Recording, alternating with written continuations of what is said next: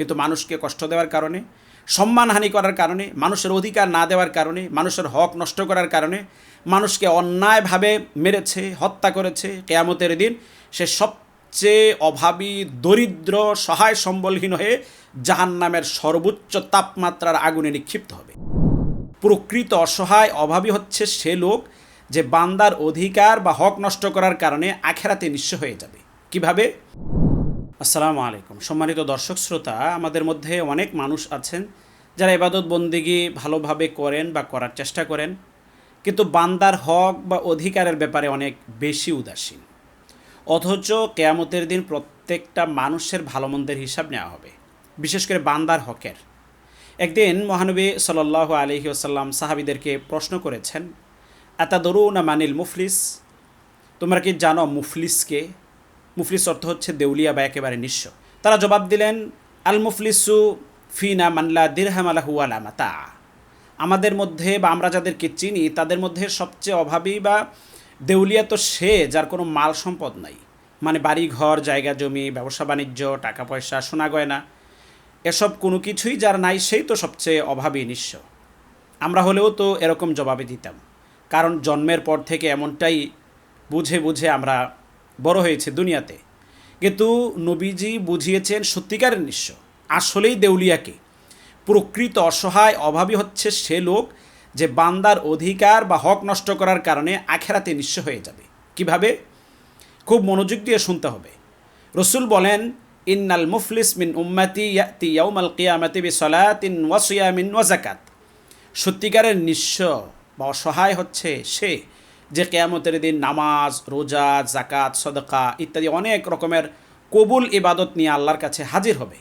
কিয়ামতের দিন এসব আমলের নেকি নিয়ে সে হাসরের ময়দান উঠবে। কিন্তু ওয়ায়াতি কাদের শাতামা হাদা, সে দুনিয়াতে কাউকে গালি দিয়েছিল, কাউকে অপমান করেছিল।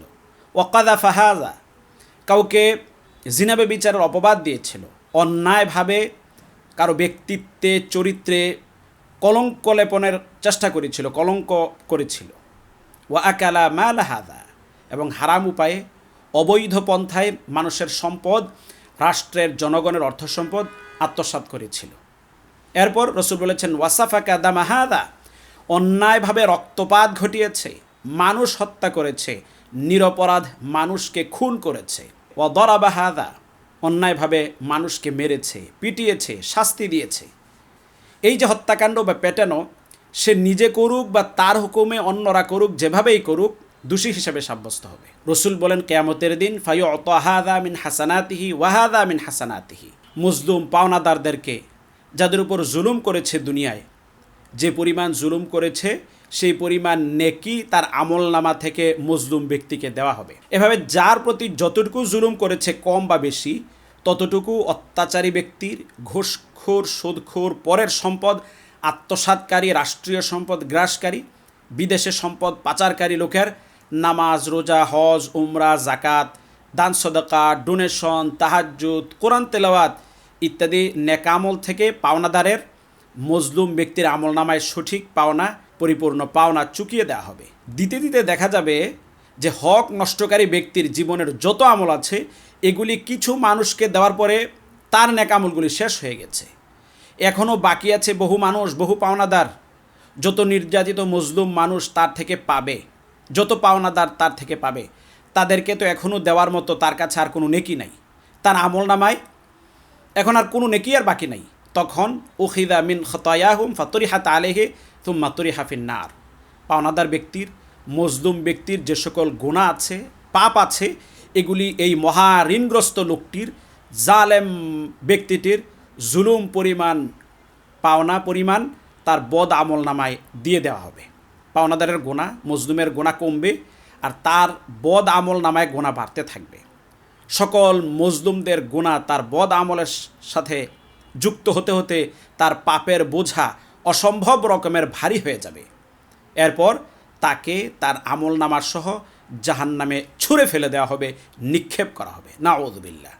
নবী সাল্লাল্লাহু আলাইহি ওয়াসাল্লাম বলেছেন, এই হলো সত্যিকারের অভাবী, নিঃস্ব, অসহায়, যে জীবনে নামাজ, রোজা, হজ, জাকাত, কোরআন তেলাওয়াত, তাহাজ্জুদ ইত্যাদি এত এত আমল করার পরও, এবং এই আমলগুলি কিন্তু আল্লাহর কাছে কবুল হয়েছিল দুনিয়ায়, কারণ আমলগুলি কবুল না হলে তো এগুলি তার আমলনামায় কেয়ামতে থাকতো না।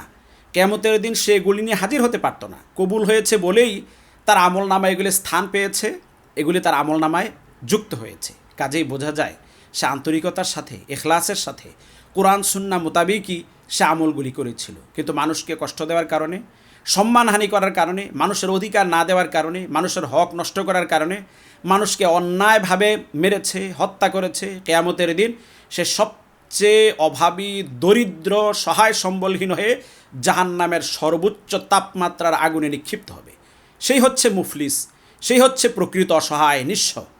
আল্লাহ তাআলা আমাদের সকল মানুষের হক যথাযথভাবে আদায় করে দেওয়ার তৌফিক দান করুন, যেন আমরা পরকালে আমাদের দুনিয়ার নেক আমলগুলো টিকাতে পারি, টেকসই করতে পারি, আমরা গেইনার হতে পারি, সচ্ছল থাকতে পারি, দুনিয়া আখেরাতে জান্নাতে যেতে পারি। আমিন।